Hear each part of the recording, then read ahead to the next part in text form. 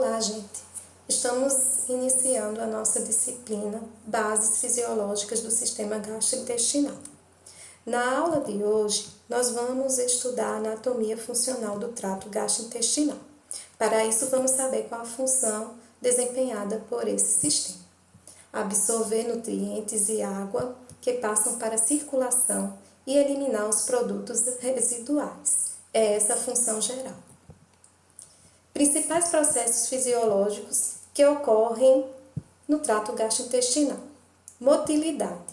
A motilidade é promovida pela musculatura presente na parede do trato gastrointestinal. Então, ela vai propelir o alimento ou o conteúdo gastrointestinal ou promover mistura. Secreção. Todo o trato gastrointestinal produz algum tipo de secreção, quer seja muco, íons, água, hormônios, e também ainda recebe secreções de certos órgãos, como as glândulas salivares, pâncreas e fígado, que armazena a bile na sua vesícula. A digestão ela pode se dar quimicamente ou fisicamente.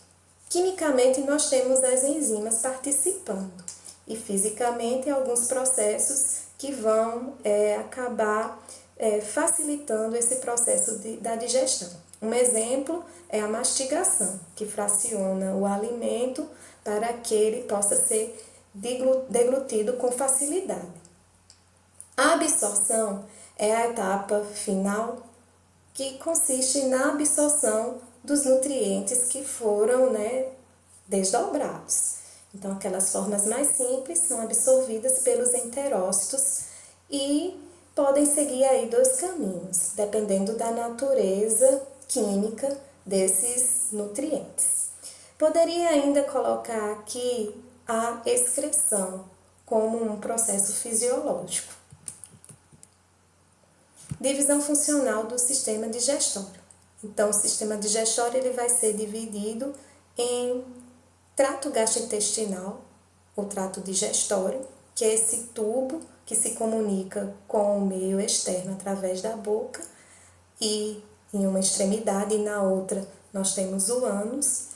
Órgãos em série estão conectados uns aos outros de forma que, como podemos observar na figura, e são eles: a cavidade oral, faringe, esôfago, estômago, intestino delgado e grosso e ânus. Os órgãos digestórios anexos são aqueles que vão auxiliar aí na digestão. Na boca nós contamos com os lábios, os dentes, a língua, o palato e as bochechas. Podemos ainda falar daqueles órgãos que produzem secreções, como as glândulas salivares, pâncreas e fígado, que vai produzir a bile, que é armazenada na vesícula. Aqui nós temos a divisão anatômica e fisiológica do sistema digestório, ilustrando mais uma vez os órgãos que compõem, localizados aqui, um ligados ao outro em série. E também observamos as glândulas salivares, o pâncreas, fígado e vesícula biliar, que vão auxiliar aí nos processos da digestão. Funções básicas das regiões do trato gastrointestinal. Então, vamos estudar a função que cada uma dessas regiões desempenha no trato gastrointestinal. Primeiro, a cavidade oral. Quais são as funções? Ingestão do alimento, que é a inserção do alimento na cavidade oral. Recebimento da saliva. Então, ductos estão presentes na cavidade oral e acaba essa cavidade recebendo aí a saliva produzida pelas grandes glândulas salivares. Também existem pequenas glândulas salivares localizadas na cavidade oral, principalmente no palato. Mastigação, promovida pelos dentes, os 32 dentes, órgãos que são bem resistentes. iniciação da digestão dos carboidratos, uma vez que a saliva contém a alfa-amilase e essa enzima ela desdobra o amido.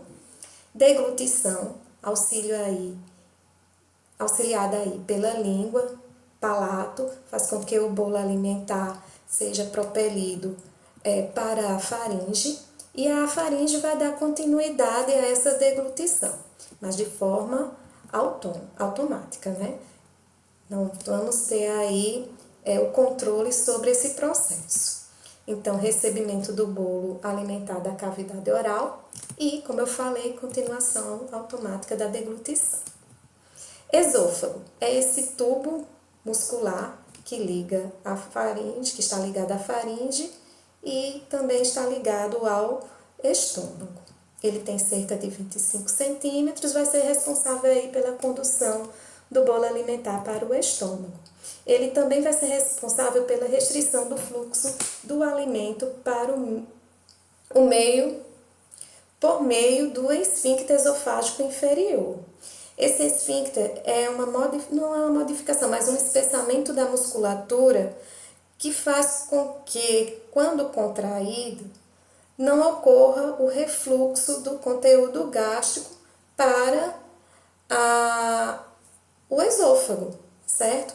Então, é uma medida protetiva, porque o esôfago ele não é dotado de estruturas protetivas para receber esse conteúdo ácido, certo? Então, existe a presença desse esfíncter que é um órgão, que é uma estrutura que delimita o esôfago do estômago e também garante aí que não ocorra esse refluxo. Estômago vai ter a função aí de armazenamento, né? Então, é um órgão em forma de saco que consegue aí armazenar até 1,5 litro de conteúdo.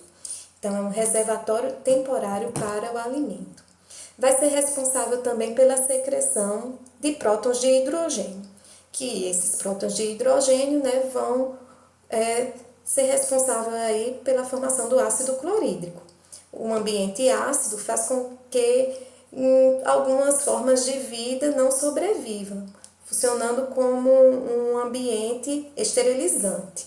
E também esse ambiente ácido vai garantir aí a ativação da pepsina. A forma inativa é o pepsinogênio.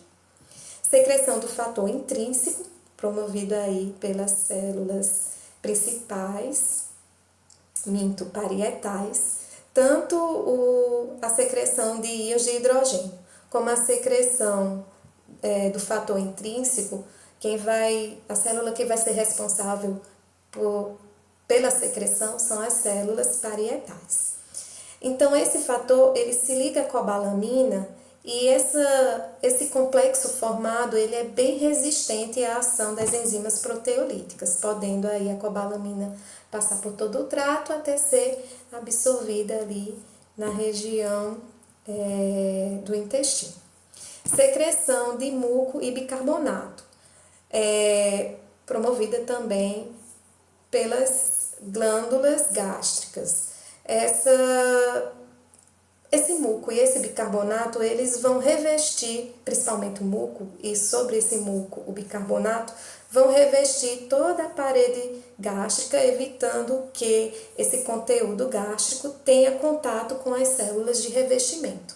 Caso isso ocorra, vai desenvolver aí um processo inflamatório mediante a agressão aí do epitélio por essa substância ácida. Secreção de água. Então, também é outro produto presente no lúmen gástrico. Tem a função de diluir o ácido clorídrico e também tem a função de lubrificação e suspensão aqui dos nutrientes. Atividade motora para a mistura das secreções com o alimento ingerido. Aqui falando da constituição histológica da parede do estômago. Então, da mesma forma que o esôfago tem uma parede muscular, também acontece com o estômago. Então, o estômago consegue misturar aí o conteúdo gástrico com o alimento ingerido, formando aí nessa mistura o quimo. Atividade motora que regula o esvaziamento do conteúdo para o interior do duodeno. Então, aqui nós temos o esfíncter pilórico, que vai ser a estrutura que vai regular, né, a eliminação de certo volume de conteúdo gástrico para o segmento seguinte, que é do duodeno. E aí o duodeno vai ter também outras funções, recebimento do quimo do estômago e as secreções do fígado e do pâncreas. E essa secreção do fígado e do pâncreas são interessantes porque contém bicarbonato que vai neutralizar o quimo ácido.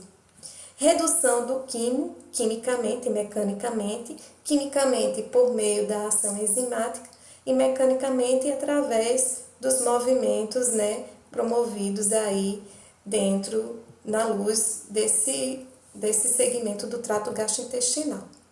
Absorção de nutrientes pelos enterócitos absortivos, condução dos resíduos por peristaltismo para o intestino grosso, impedimento do refluxo dos resíduos intestinais do intestino grosso por meio da válvula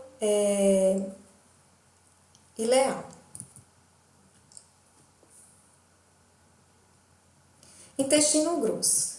Função: recebimento dos resíduos indigestos do intestino delgado, absorção de água e eletrólitos, formação, armazenamento e eliminação das fezes, cujo nome conhecido nosso é defecação. Aqui nós temos uma figura que ilustra o sistema gastrointestinal como uma máquina que desempenha funções digestivas. Então, nós temos aqui o cortador, localizado na boca com os dentes, o liquidificador, esterilizador ácido e reservatório, representado pelo estômago, compartimentos de reação, representa aqui o duodeno, fornecedor de detergentes, o fígado, fornecedor de enzimas e neutralizador, o pâncreas, superfície catalítica e absortiva, o intestino delgado, câmara de combustão de resíduos, dessecador e compressor, intestino grosso, dispositivo de controle de emissão, o ânus. Funções básicas dos órgãos digestórios anexos. Então, nós temos 32 dentes, onde nós vamos ter os incisivos, os caninos, os premolares e os molares, que vão ser responsáveis, né, cada um aí com sua função, por segurarem, rasgarem, cortarem, esmagarem e moerem os alimentos ingeridos. No caso de rasgar, nós temos aí, rasgar e segurar, os caninos desempenham isso muito bem. Cortar, nós temos os incisivos, esmagar e moer, nós temos os molares e premolares. A língua, movimentação do alimento no interior da boca, permitindo aí a mistura da saliva com o alimento, ajuda na deglutição, por empurrar o bolo alimentar, e gustação, porque contém aí as células gustatórias. Glândulas salivares, produção da saliva, que vamos estudar mais adiante detalhadamente essa secreção. Fígado, produção da bile pelos hepatócitos, e aí essa bile produzida pelo hepatócito, essa produção ela se dá continuamente, tanto é que nos processos digestivos, ou seja, quando o indivíduo ingere algum alimento e esse alimento ele passa pelos processos de digestão, essa bile ela é lançada diretamente no duodeno. Nos períodos interdigestivos, aí sim, essa bile ela vai ser armazenada na vesícula biliar e aí ela vai ser concentrada. Então, as paredes da vesícula biliar vão absorver água e íons, concentrando aí esse conteúdo. Ok? Então, armazenamento da bile, enquanto o intestino delgado está vazio de alimento, nos períodos interdigestivos. O pâncreas, produção de insulina e glucagon, isso faz parte da porção endógena do pâncreas. E quem vai ser responsável pela produção de insulina e glucagon são as ilhotas pancreáticas. A porção exógena, nós vamos ter aí a produção do suco pancreático, rico em enzimas digestivas e rico também em bicarbonato de sódio. Os esfíncteres são aquelas estruturas delimitantes, como eu falei, né? Vão separar aí as regiões do trato gastrointestinal. E elas são de natureza musculares. As funções: isolar, possibilitar a retenção seletiva de conteúdo do lume e impedir o refluxo, ou ambos, certo? Essas são as funções. E aqui nós temos os principais esfíncteres. Nós temos o esfíncter superior do esôfago, o esfíncter inferior do esôfago. Lembrando que o esfíncter superior, ele impede, durante a respiração, a passagem de ar. Como vimos anteriormente, aqui o esfíncter inferior evita a passagem o refluxo, melhor dizendo. E aqui o piloro, ou esfíncter pilórico, evita, né, que o conteúdo passe sem a ocorrência dos processos de digestão que acontecem aqui no estômago. No duodeno, nós vamos ter aqui o esfíncter de Oddi, que no período interdigestivo encontra-se contraído e no período digestivo, quando tem alimento aí, ocorre o relaxamento para que ocorra a secreção aí da bile e da secreção pancreática. Temos também a válvula iliocecal, que nessa região também temos um espessamento da musculatura, garantindo aí que não ocorra refluxo da região do seco para o intestino delgado. E no ânus nós temos dois esfíncteres, o esfíncter interno e o esfíncter externo anal. Organização da parede do trato gastrointestinal. Então, a parede do trato gastrointestinal ela vai ser formada por 4 túnicas. Da luz do ambiente interno para o ambiente externo, nós temos a primeira túnica, a camada mucosa, que vai ser constituída por 3 subcamadas: o epitélio de revestimento, a lâmina própria e a muscular da mucosa. A segunda camada é a camada submucosa, que é constituída de tecido conjuntivo frouxo. Aqui nós observamos, por exemplo, uma glândula da submucosa, e aqui nós temos o plexo submucoso, que faz parte do sistema nervoso intrínseco ou entérico. A terceira camada é uma camada muscular, onde nós vamos ter uma camada de fibras musculares com disposição concêntrica e uma outra fibra, uma camada mais externa, com disposição de suas fibras longitudinais ao eixo, né, do trato gastrointestinal. A quarta camada, ela é uma camada que reveste externamente aí o trato gastrointestinal, a parede do trato gastrointestinal, que é a serosa, formada aí por epitélio pavimentoso simples e abastecida, né, por tecido conjuntivo. Então, quem vai dar todo o suporte nutricional é justamente o tecido conjuntivo. Entre os músculos, as camadas musculares, nós temos aqui o plexo mioentérico, que também faz parte do sistema nervoso entérico. O epitélio de revestimento vai variar de acordo com o segmento do trato gastrointestinal. Ele é formado por diversos tipos de células. Células mucosas, enterócitos, células enteroendócrinas, enfim. Também observamos aqui em azul o GALT, que é o tecido linfóide associado à mucosa. Aqui é um resumo do que foi visto, né? As camadas da parede do trato gastrointestinal. Então, nós temos as 4 camadas.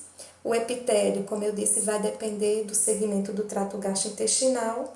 Então, nós temos no intestino e no estômago o epitélio colunar simples.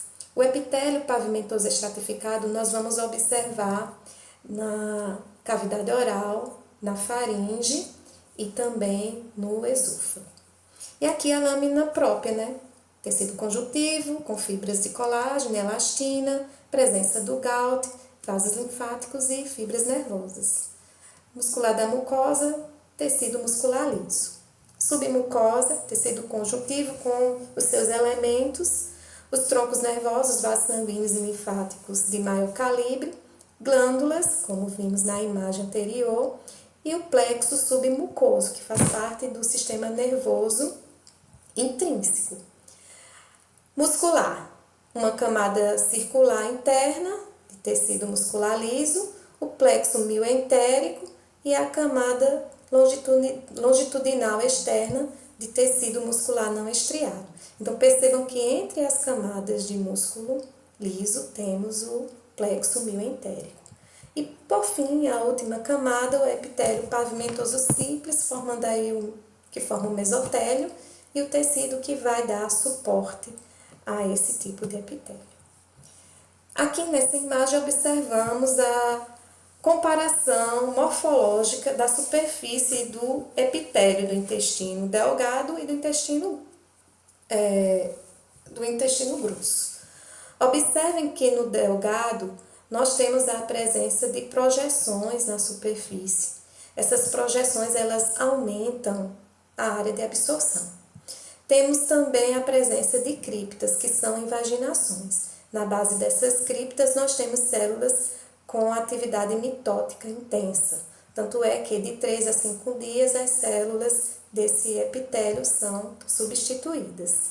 E percebam que no cólon ou no intestino grosso não observamos a presença dessas vilosidades, apenas das criptas. Mecanismos regulatórios do trato gastrointestinal. Aqui nós vamos fazer só uma breve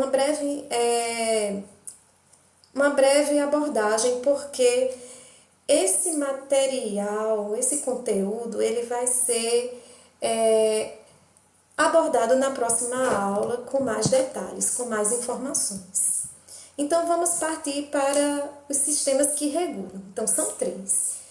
O primeiro é a regulação endócrina, onde nós temos uma célula sensora, uma célula enteroendócrina, que contém grânulos de secreção, que contém hormônios, viu, gente? Contém hormônios aqui dentro, ou peptídeos reguladores.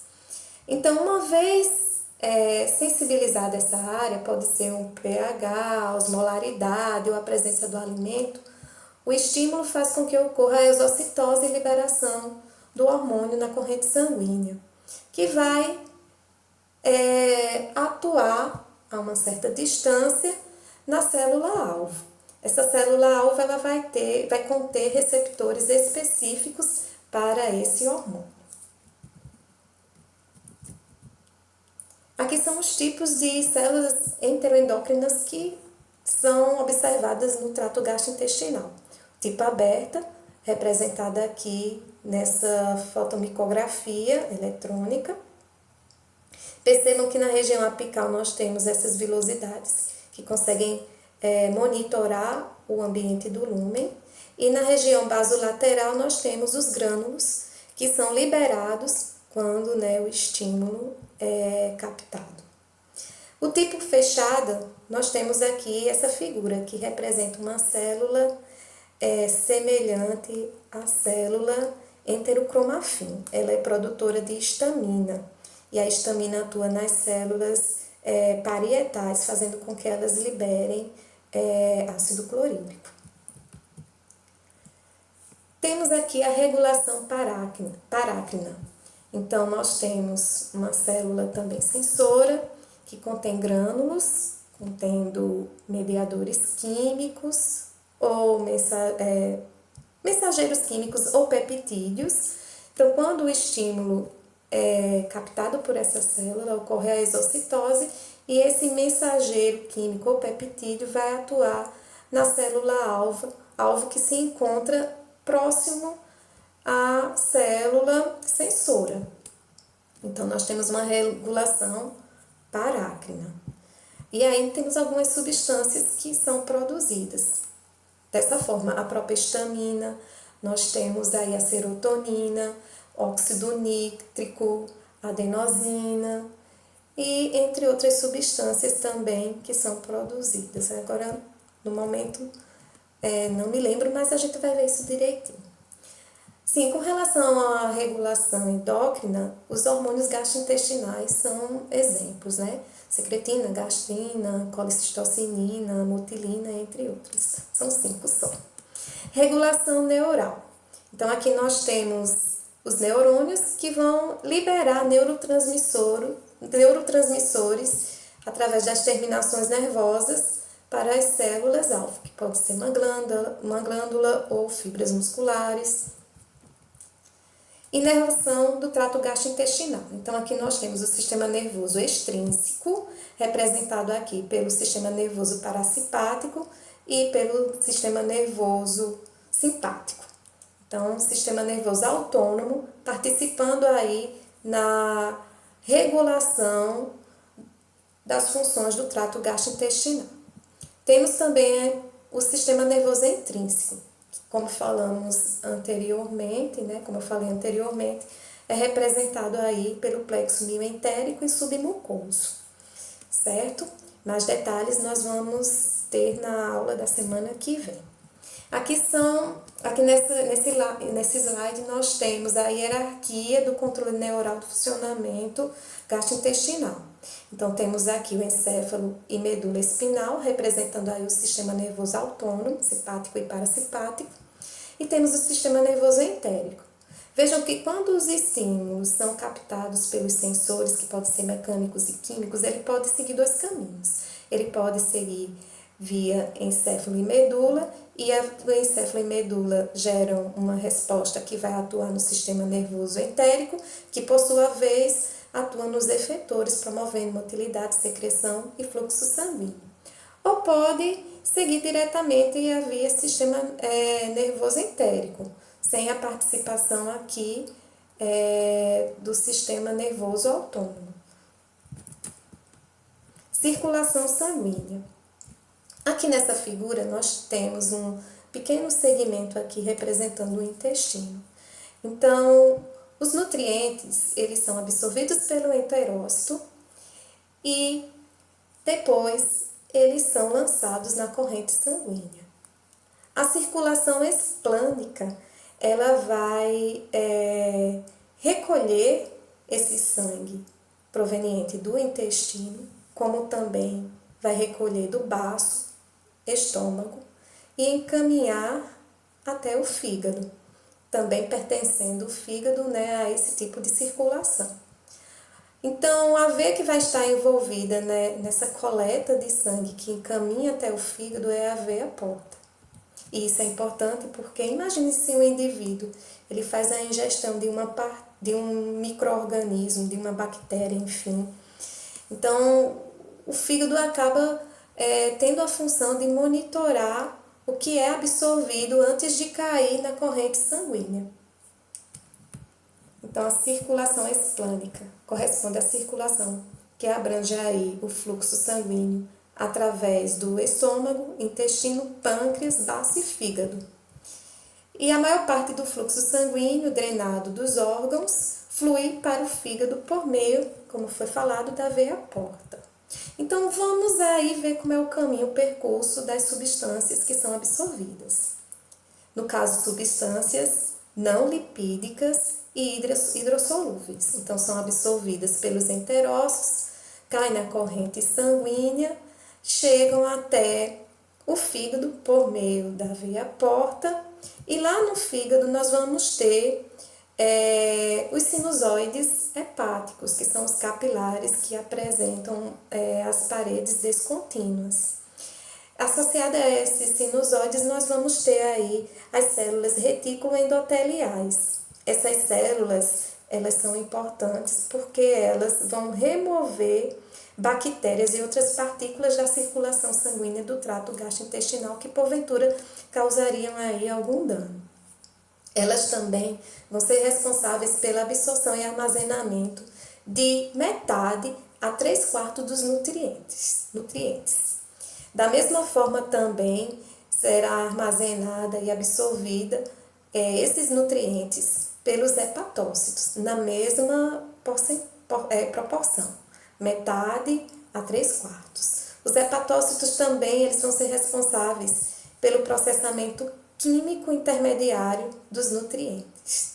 Uma vez ocorrido todo esse processo lá nos sinusoides e no parênquima hepático, o sangue ele vai retornar através das veias hepáticas para a circulação sistêmica por meio da veia cava. Já aquelas substâncias que são de natureza lipídica, ela vai seguir um outro percurso, certo? Elas não vão cair na circulação esplâncnica, elas vão cair na circulação linfática. Então, o sistema linfático é que vai ser responsável aí por recolher essas substâncias. Então, mais uma vez, esses ácidos graxos, colesterol, fosfolipídios vão ser absorvidos pelos enterócitos. No interior dos enterócitos, esses lipídios eles vão se associar a proteínas, formando aí os quilomícrons. Os quilomícrons são estruturas muito grandes que não conseguem atravessar o endotélio dos vasos sanguíneos. Por isso que eles atravessam apenas os vasos linfáticos, que estão localizados, como podemos observar aqui, nas vilosidades. A posição dele é central e é conhecido como vaso linfático lácteo, certo? Lácteo. Então, são esses vasos linfáticos que recolhem aí os quilomícrons que contêm os lipídios. Lá no ducto torácico, esses quilomícrons, eles desaguam na circulação sistêmica, na junção lá da veia clava e jugular esquerda, certo? E aí ganham a circulação sistêmica. Anatomia da circulação sanguínea gastrointestinal. Então, vamos falar das artérias que irrigam aqui o intestino grosso e delgado. Então, nós temos as artérias mesentéricas, superior e inferior, que se ramificam e penetram na parede do intestino delgado e grosso, chegando até as camadas, aquelas camadas que vimos, né?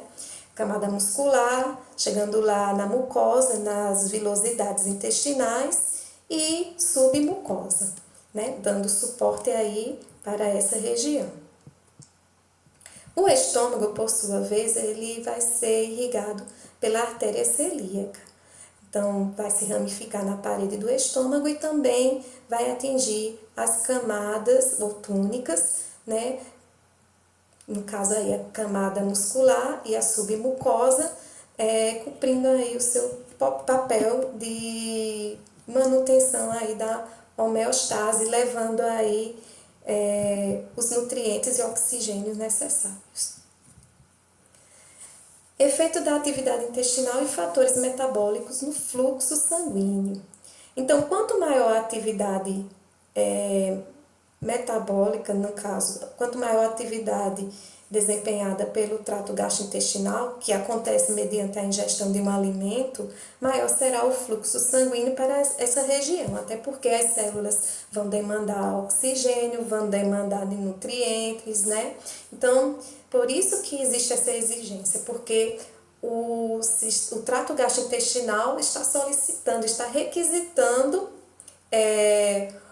um aporte energético para desenvolver, desencadear, realizar as suas atividades.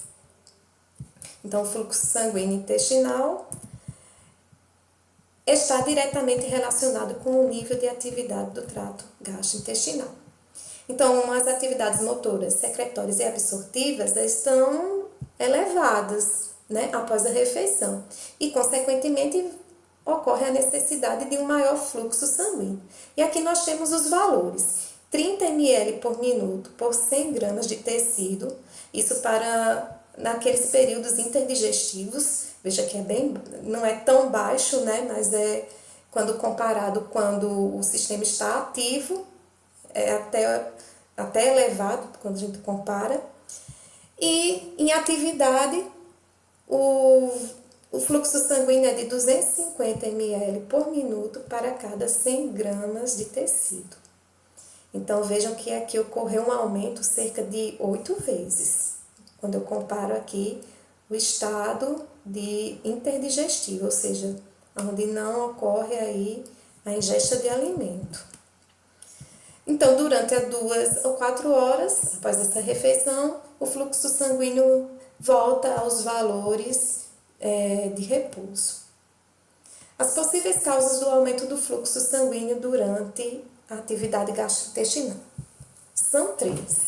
A primeira, a atuação de substâncias vasodilatadoras, que nesse caso aí são os hormônios polipeptídicos que podem atuar como potentes vasodilatadores, como colicistocinina, peptídeo intestinal vasoativo, gastrina e secretina. Então, além de serem hormônios gastrointestinais, promovem também a vasodilatação, são promotores aí da vasodilatação. Esses hormônios eles são liberados na mucosa do trato gastrointestinal. A segunda, liberação de cininas, como caudilina e bradicinina pelas glândulas gastrointestinais. Essas 2 substâncias são potentes vasodilatadores. E a terceira causa é a redução da concentração ou pressão de oxigênio na parede do trato gastrointestinal, aumentando aí de 50% a 100% o fluxo sanguíneo, ou a concentração, o aumento da concentração de adenosina, que é uma substância vasodilatadora, que pode até quadruplicar o valor com a diminuição aí do oxigênio.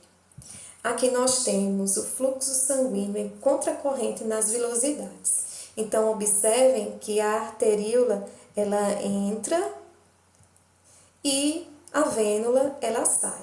Observem também aqui o lácteo central, que é o vaso linfático. Certo? Então, vejam que a disposição aqui dos vasos é em paralelo e eles estão muito próximos. Um sobe, o fluxo sanguíneo sobe, o outro desce. Ok? Então, o fluxo arterial entra no vilo, o fluxo venoso sai, direções opostas, vasos paralelos e próximos. 80% do oxigênio ele vai ser desviado das arteríolas diretamente para as vênulas. Elas não vão passar pelas extremidades dos vilos. Assim, o oxigênio não servirá às funções metabólicas dos vilos. Isso, de certa forma, é desvantajoso, principalmente para aqueles indivíduos que têm alguma patologia, né, que pode provocar aí até alguns processos sérios.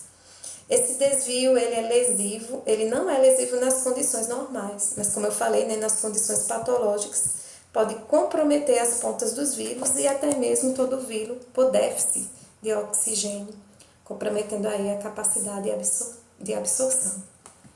Controle nervoso do fluxo sanguíneo. Então, nós temos aí a estimulação dos nervos parasimpáticos, que aumentam aí o fluxo sanguíneo local no estômago e colo e também aumentam a secreção glandular.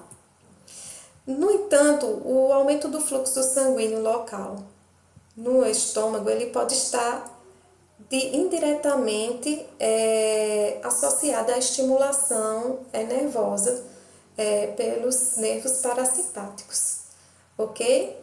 Então, esse fluxo aí é decorrente de outra função, mais da função da secreção glandular do que propriamente do aumento do fluxo sanguíneo. Então, o fluxo sanguíneo aumenta porque tem uma atividade aí sendo requisitada. Então, a glândula está necessitando de mais oxigênio, mais nutrientes, então há essa necessidade, por isso o fluxo aumenta. Estimulação dos nervos simpáticos. Então, vai promover aí a ação contrária. Enquanto que os parasimpáticos estimulam, a estimulação simpática vai promover a vasoconstrição das arteríolas, fazendo com que ocorra redução do fluxo e efeito direto sobre o trato gastrointestinal, inibindo a motilidade, secreção. No entanto, nós temos aí o escape autorregulatório que sana essa situação. Então, o que é que acontece? Mecanismos vasodilatadores metabólicos locais são lançados, são utilizados mediante aí uma isquemia local, e aí o que é que acontece? Esses metabólitos acabam promovendo aí a vasodilatação e agindo, contra essa vasoconstrição promovida pelo sistema linfático. Então, acaba suspendendo aqui a vasoconstrição e ocorre a vasodilatação das arteríolas com o retorno venoso para a região. Importância da redução do fluxo sanguíneo gastrointestinal quando outras partes do corpo necessitam de fluxo sanguíneo extra.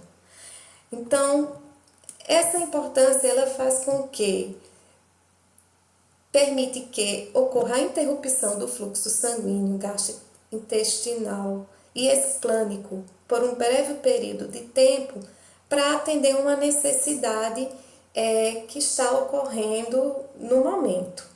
Então, um exemplo disso é quando ocorre um choque hemorrágico com redução ou uma redução do volume sanguíneo. Então, o sistema nervoso parasimpático ele vai ser ativado, fazendo com que ocorra a vasoconstrição dos vasos intestinais e mesentéricos de grande calibre. E com isso, nós temos aí uma redução do volume sanguíneo na região e o encaminhamento de um volume de 200 a 400 ml para a circulação sistêmica, justamente para atender aí as necessidades que estão sendo requisitadas, certo? Porque, caso contrário, esses tecidos como o coração e o cérebro, não vão resistir à falta de oxigênio. Exercício físico intenso e hemorragia severa reduzem substancialmente o fluxo esplânico, cerca aí de 25% do seu valor de repouso.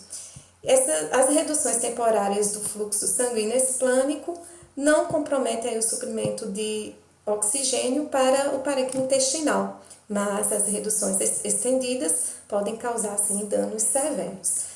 É aquele exemplo que nossas mães dizem, Menino, não toma banho ou não vá nadar depois que comer, Menino, não faça exercício depois de comer.